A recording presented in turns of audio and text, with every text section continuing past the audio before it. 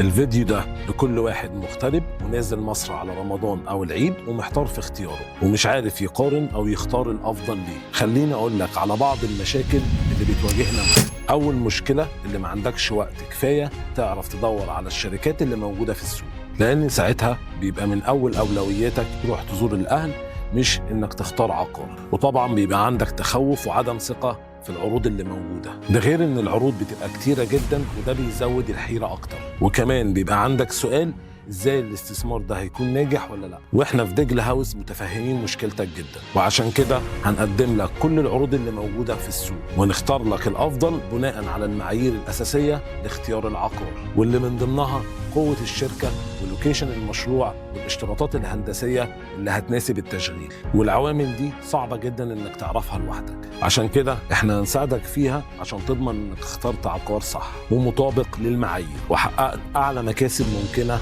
مقابل الفلوس اللي انت هتدفعها. وعشان طبيعي لو داخل اي استثمار لازم تكون حاسب كل حاجة فيه، عشان كده احنا بنعمل لك دراسة جدوى تقدر تعرف منها انت هتقدر تكسب كام وامتى وازاي. طبعا كل ده بخدمه مجانيه تماما، واحنا بنعمل كل ده عشان نقدر نوفر وقتك ومجهودك وتبقى نازل شبه مستقر على اختيارك. وعشان كده هتبقى نازل اجازتك تعرف تزور اهلك، استثمارك مضمون شبه مستقر على اختيارك.